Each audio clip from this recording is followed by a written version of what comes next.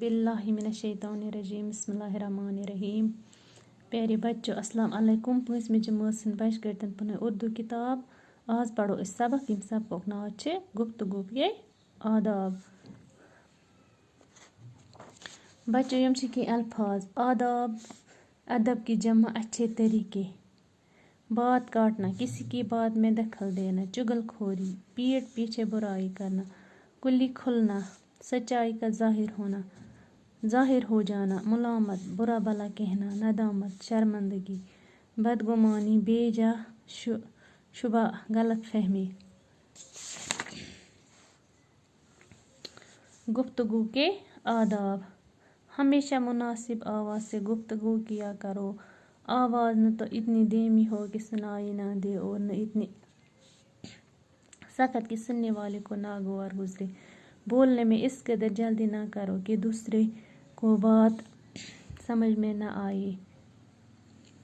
نہ اس قدر رک رک کر بولو کہ سننے والے کا جی اکتا جائے. جس کسی سے گفتگو کرنا ہو تو اول موقع اور وقت کو دیکھ لو. بات کیسی ہی اچھی یا ضروری ہو لیکن بے موقع یا بے وقت کہو گے تو ضرور بری معلوم ہوگی.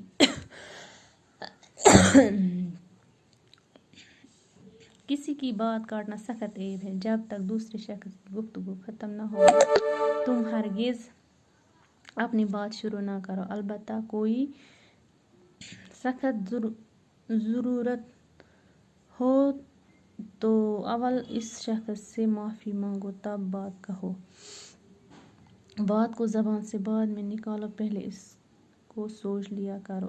بن سوچے بولنا بیوقوفی ہے. ایک ہی بات کو بار بار کہنا یا ایک ہی لفظ کو بار بار دہرانا ٹھیک نہیں.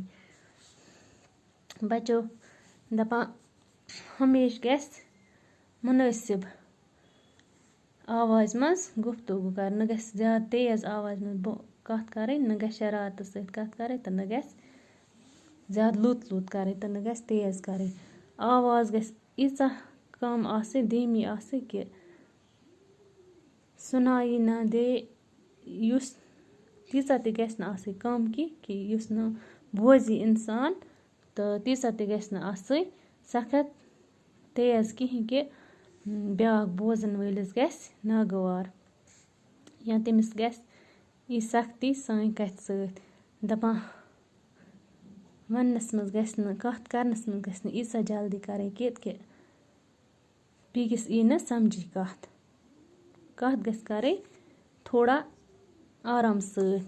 یوٗتاہ تہِ گژھِ نہٕ رُکہِ رُکہِ کرٕنۍ کہِ بوزن وول گژھِ تنگ سانہِ کتھِ سۭتۍ کہِ وۄنۍ کر بنہِ یہِ پنٕنۍ کتھ. دپان ییٚمِس تہِ سۭتۍ ٲسِو گفتگو کران گفتگو گٔے کتھ باتھ. موقعہٕ تہٕ گۄڈنیُک فرض چھُ اسہِ موقعہٕ تہٕ وقت ٲسِو وٕچھان. بات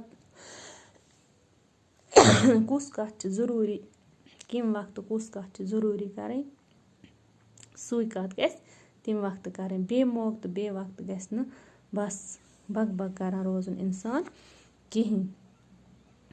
دپان کٲنٛسہِ ہٕنٛز کتھ ژٹٕنۍ. کانٛہہ آسہِ کتھ کران محفلہِ منٛز آسہِ یا کُنہِ جایہِ آسہِ کانٛہہ کتھ کران پتہٕ ژٹو أسۍ تٔمۍ سٕنٛز کتھ پتہٕ وتھِ منٛزے بیٛاکھ ژھنہِ پنٕنۍ کتھ کٔرِتھ. دپان یہِ چھِ سخت عیب. یہِ چھِ یِوان اکھ عیب ماننہٕ عٲب چھِ یِوان ماننہٕ. یوٚتانۍ نہٕ بیٛاکھ شخص پنٕنۍ کتھ ختم کرِ توٚتانۍ گژھِ نہٕ بیٛاکھ یورٕ کَنۍ پنٛنُے منٛز ژھٕنُن ؤنِتھ کِہیٖنۍ. تٔمۍ سٕنٛز کتھِ گژھِ پرٛارُن یوٚتانۍ سُہ پنٕنۍ کتھ ختم کرِ پتہٕ گژھِ بیٛاکھ تُلُن پنُن ٹاپِک پنُن کتھ کرٕنۍ. دپان وۄنۍ ییٚلہِ زیادٕ ضروٗری آسہِ کٲنٛسہِ ہٕنٛز کتھ کرٕنۍ تیٚلہِ گژھِ تٔمِس شخصس گۄڈٕ معٲفی ہیٚنۍ. دپان گژھِ مےٚ کر ژٕ معاف گۄڈٕ بے ادبی گٔے معاف بہٕ ونہٕ پنٕنۍ کتھ اگر زیادٕ جلدی آسہِ یا کانٛہہ کتھ ضروٗری آسہِ. دپان کتھ کرنہٕ وِزِ گژھِ گۄڈٕ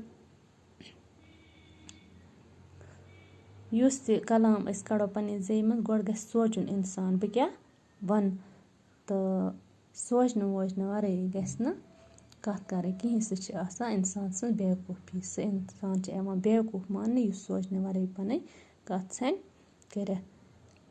بیٚیہِ گژھِ نہٕ اکُے کتھ گژھِ نہٕ بار بار اکُے الفاظ گژھِ نہٕ بار بار اکُے لفظ گژھِ نہٕ بار بار دہراوُن کِہیٖنۍ وَنُن تہٕ وَنُن گژھِ نہٕ اَکُے کَتھ واریاہ پھِرِ گژھِ نہٕ وَنٕنۍ اَکُے کَتھ کِہیٖنۍ کیٛازِکہِ تہِ تہِ چھِنہٕ ٹھیٖک تہٕ مُنٲسِب روزان کِہیٖنۍ باقی وَسَلام بَچو یہِ اوس گفتگوٗ کہِ آداب أڑ ہنا پٔر اَسہِ آز کِس ویٖڈِس منٛز أڑ ہنا پَرو پگاہ باقی